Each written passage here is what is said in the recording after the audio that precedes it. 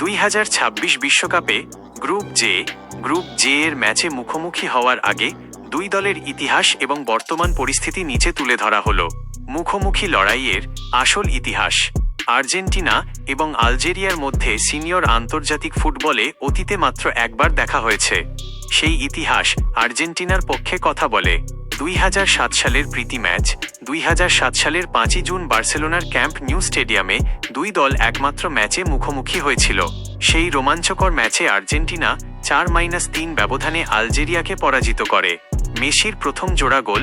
ওই ম্যাচেই Lionel Messi আন্তর্জাতিক ক্যারিয়ারে প্রথমবারের মতো পেনাল্টি থেকে গোল করেন এবং আর্জেন্টিনার জার্সিতে প্রথম ব্রেস বা জোড়া গোল করার কৃতিত্ব অর্জন করেন।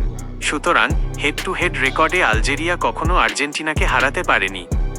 বিশ্বকাপ ও বর্তমান ফর্ম। ইতিহাস এবং সাম্প্রতিক ফর্ম দুই দিক থেকেই আলজেরিয়ার চেয়ে অনেক এগিয়ে রয়েছে বর্তমান বিশ্ব চ্যাম্পিয়ন আর্জেন্টিনা। আফ্রিকানদের বিপক্ষে অপরাজেয় রেকর্ড। 1990 বিশ্বকাপে ক্যামেরুনের কাছে সেই বিখ্যাত হারের পর বিশ্বকাপে আফ্রিকান দেশগুলোর বিপক্ষে খেলা গত 6টি ম্যাচের সবকটিতেই জিতেছে আর্জেন্টিনা। সাম্প্রতিক ফর্ম। লিওনেল স্ক্যালোনির দল রয়েছে দুর্দান্ত ফর্মে।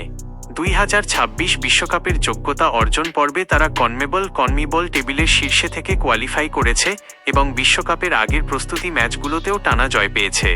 আলজেরিয়ার শক্তি। আলজেরিয়াও অবশ্য দুর্বল দল নয়। ভ্লাদিমির পেটকোভিচের অধীনে তারা নেদারল্যান্ডসকে 1-0 ব্যবধানে হারিয়েছে এবং আফ্রিকান বাছাই পর্বে দারুণ খেলে দীর্ঘ 12 বছর পর বিশ্বকাপে ফিরেছে। বিশ্বকাপের মঞ্চে যে কোনো অঘটন ঘটতে পারে, যেমন 2022 বিশ্বকাপে সৌদি আরবের কাছে আর্জেন্টিনার হার। তবে অতীতের ইতিহাস আলজেরিয়াকে নয়, বরং আর্জেন্টিনাকেই নিরঙ্কুশ ফেভারিট হিসেবে দেখাচ্ছে।